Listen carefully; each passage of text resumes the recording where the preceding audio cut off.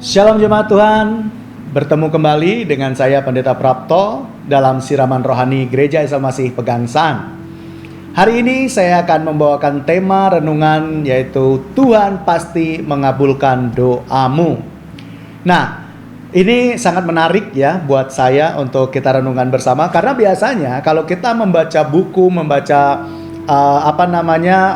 artikel-artikel terkait dengan doa, biasanya temanya seperti ini: rahasia menggapai Tuhan, rahasia menembus sorga, rahasia apalagi supaya doa itu bisa segera dijawab oleh Tuhan.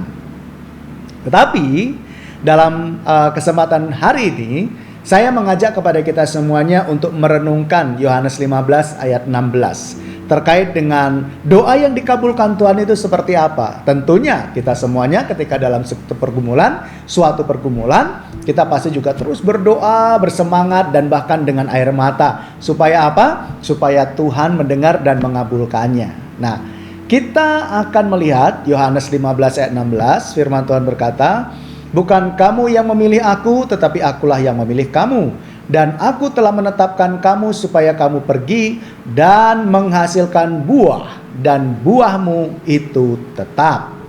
Supaya apa yang kamu minta kepada Bapa dalam namaku, diberikannya kepadamu."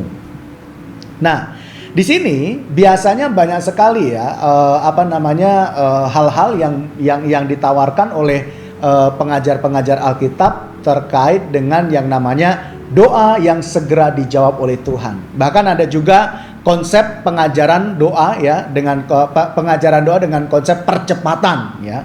Dengan istilah percepatan, ketika saya pelajari itu dan saya kemudian bagikan ke salah satu komsel yang ada di gereja, mendiskusikan mengenai doa percepatan, ya puji Tuhan, maksudnya anggota komsel itu juga kurang setuju dengan konsep itu karena kesannya adalah memaksa Tuhan gitu ya.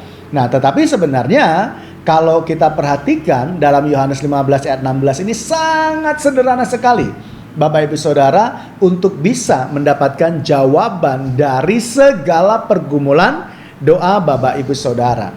Nah, jawaban doa itu tidak selalu sesuai dengan yang kita minta. Yang terpenting adalah sesuai dengan kehendak Allah. Kehendak Allah itu apa? Nah, itu yang harus diperhatikan juga.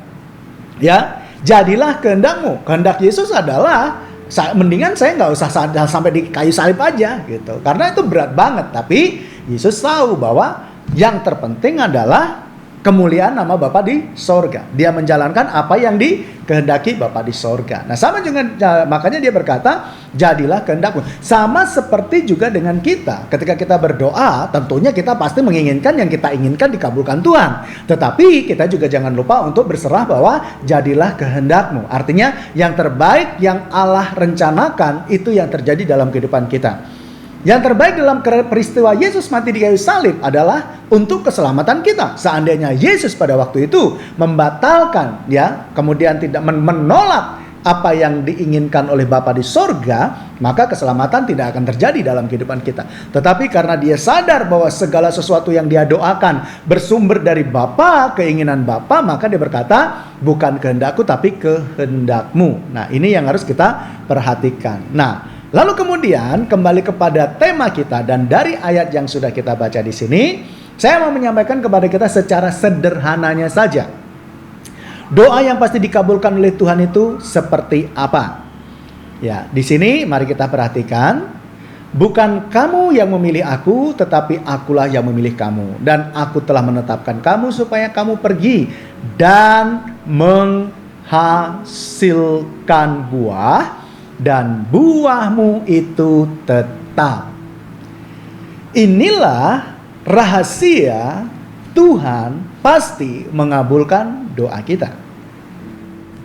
Penulis Injil Yohanes ya, di sini Yohanes 15 ayat 16 ini, di situ dia menuliskan pengajaran yang diberikan oleh Yesus adalah menghasilkan buah dan buahmu itu tetap. Artinya penekanannya adalah iman yang melakukan perbuatan sesuai dengan kehendak Allah itu menjadi satu pertimbangan bagi Tuhan untuk Tuhan memberikannya kepada kita di dalam Kristus. karena kita sudah percaya kepada Dia, lalu kemudian kita yakin bahwa Dialah yang memilih kita, ya.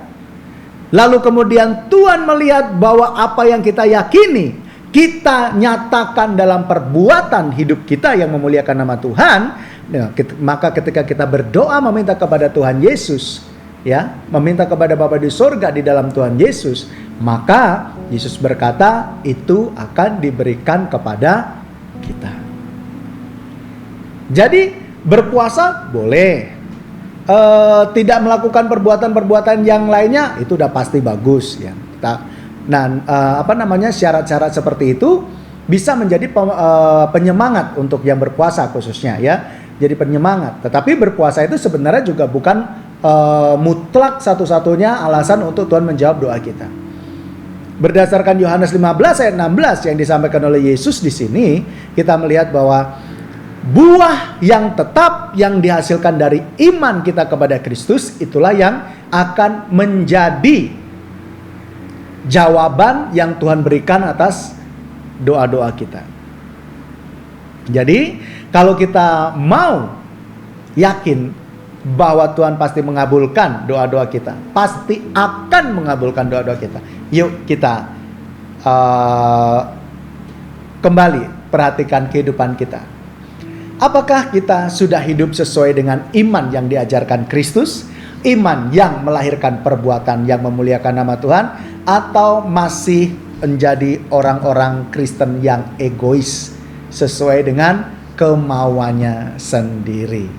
Nah, oleh sebab itu hari ini saya menyampaikan kepada kita semuanya, dalam hal Tuhan pasti mengabulkan doa-doa kita, itu dilihat dari perilaku kita di hadapan Tuhan seperti apa. Jika perilaku kita adalah sesuai dengan yang dikehendaki oleh Tuhan, maka sudah pasti ketika kita berdoa di dalam nama Yesus, maka Dia akan mengabulkannya. Tetapi kita juga kembali lagi harus sadar, segala sesuatu harus terjadi sesuai dengan kehendak Tuhan. Ada mungkin orang yang dalam kondisi sakit, berdoa selalu pengen sembuh, tetapi tidak sembuh. Lalu kemudian mulai marah kepada Tuhan dan sebagainya. Itu wajar. Tetapi ada yang orang yang dikuatkan dengan kondisi itu melalui orang yang sakit juga. Seperti yang saya pernah layani. Dia waktu itu kena cancer, ya, seorang wanita. Dia bukan jemaat di gereja Salmesi Pegangsaan. Dia punya cancer, lalu kemudian sudah bertahun-tahun dia itu menjalani pengobatan sendiri. Tidak ada saudara, tidak didampingi saudaranya. Tidak disampaikan karena dia adalah seorang perantauan, ya. Lalu kemudian dalam kondisi seperti itu dia berkata bahwa Tuhan itu baik dalam kehidupannya, dan dia berkata bahwa yang terjadi dalam kehidupan saya ini akan saya jadikan sebagai berkat bagi orang-orang yang ada di rumah sakit yang mengalami hal yang sama seperti saya. Nah, sehingga pada waktu itu dia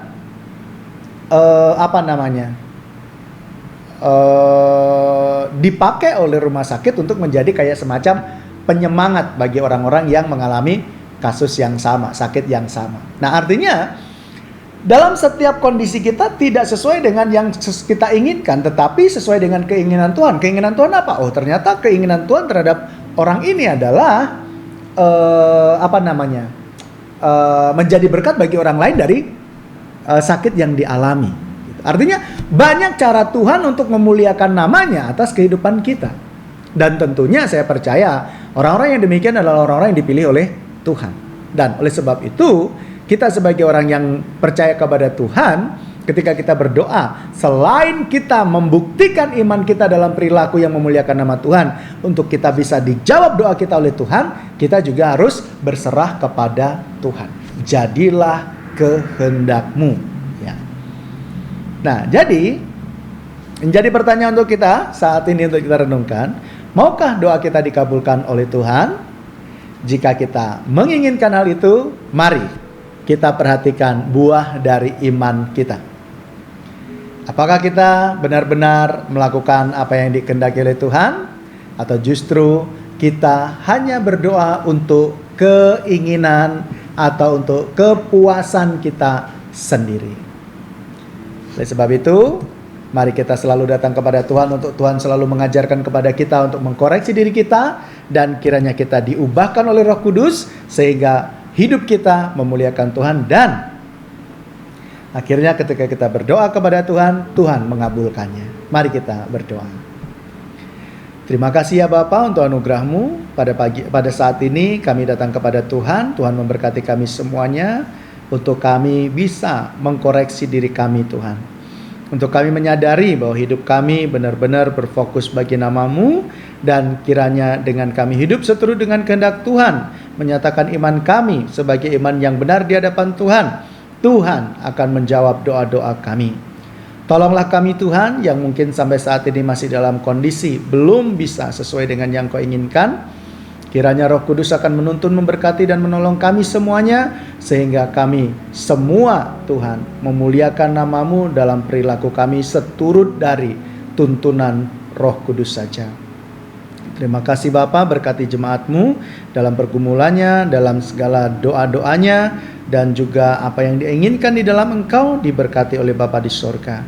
Terima kasih Roh Kudus untuk segala kebaikan-Mu. Dalam nama Yesus kami berdoa dan menyerahkan diri padamu. Haleluya. Amin.